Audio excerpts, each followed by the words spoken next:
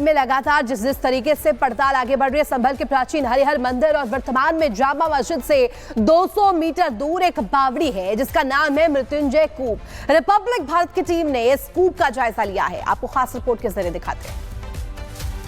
संभल जो कि 19 कूप और 68 तीर्थ के नाम से जाना जाता है, लेकिन संभल की प्राचीनता अब जमीन उगल रही है और जमीन से संभल कितना प्राचीन है उसके सबूत साफ तौर पर नजर आ रहे हैं।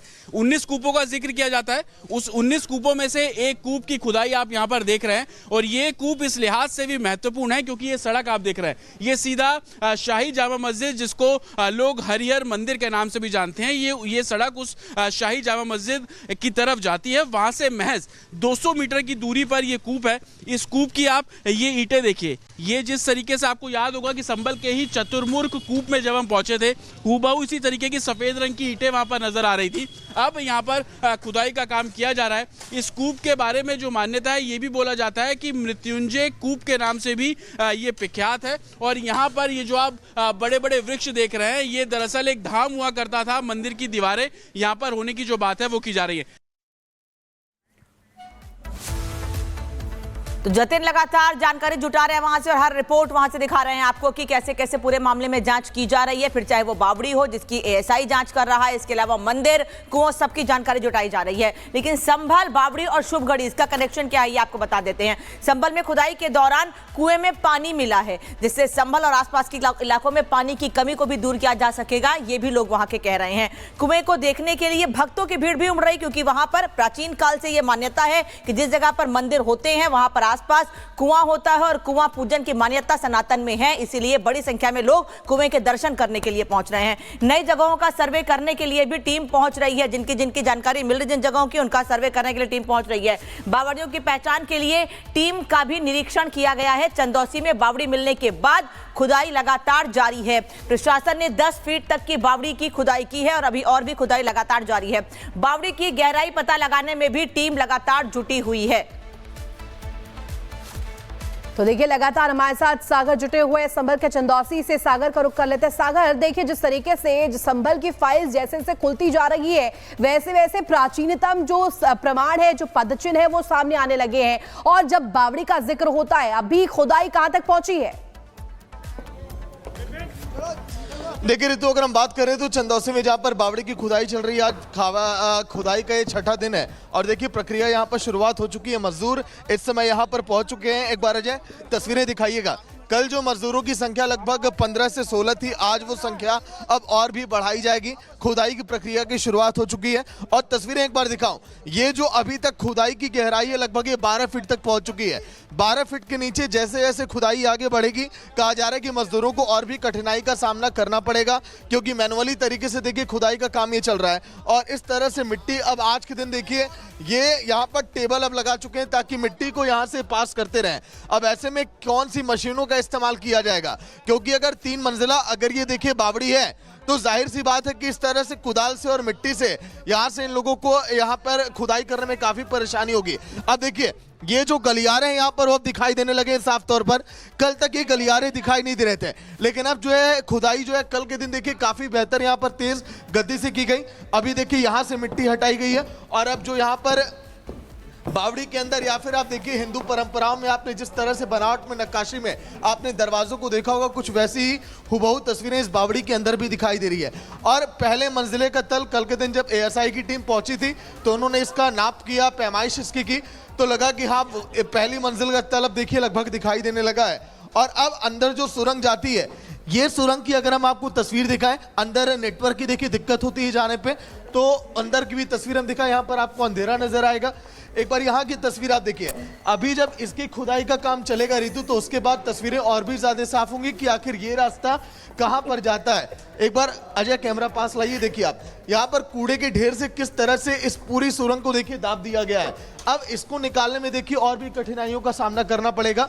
ऐसे में कौन सी हाईटेक मशीनें आती हैं इसकी खुदाई के लिए भी अब देखने वाली बात होगी। देखिए अब यहाँ पर मजदूरों की लंबी कतार लग चुकी है, प्रशासन की टीमें और यहाँ पर पीएससी के जवान भी लगे हुए हैं मौके पर। आसपास सीसीटीवी कैमरे भी लगाए गए ताकि यहाँ पर किसी भी तरह से हालात जो है बिगड़े नहीं, क्योंकि संभल में हमने देखा था किस तरह से हालात तनावपूर्ण हुए थे जब वहाँ पर जामा मस्जिद में सर्वे के दौरान हमने हंगामा देखा। एएसआई की टीम भी यहाँ पर 2 दिनों से लगातार पहुँच रही है। कुछ ही देर में यहाँ पर फिर से टीमें अब आने वाली हैं। अब देखिए लोगों के बीच चर्चाओं का देखिए केंद्र बना हुआ है, लोग यहाँ पर देखने के लिए पहुंच रहे हैं। क्या आपको पता था बावड़ी खुदाई चल रही है?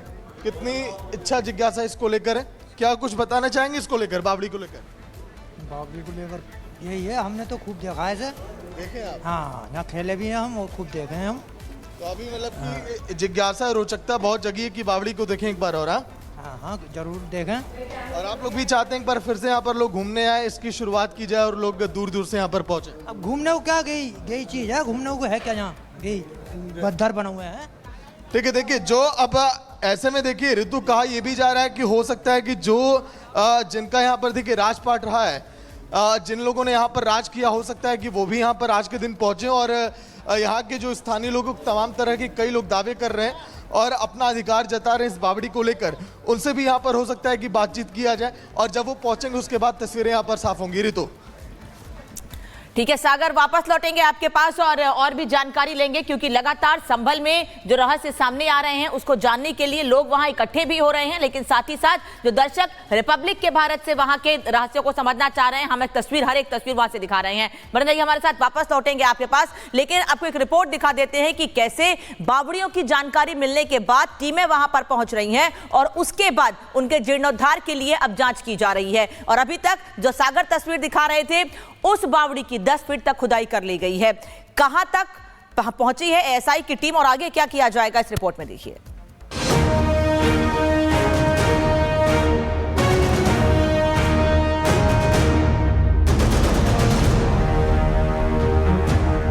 संभल में खुदाई के साथ ही हर दिन नए नए खुलासे हो रहे हैं। मंदिर से लेकर कूप और बावड़ी तक हर दिन अलग पिक्चर सामने आ रही है। पड़ताल, जांच और खुदाई के साथ ही बावड़ी की भव्यता की झलक भी मिलनी शुरू हो गई है।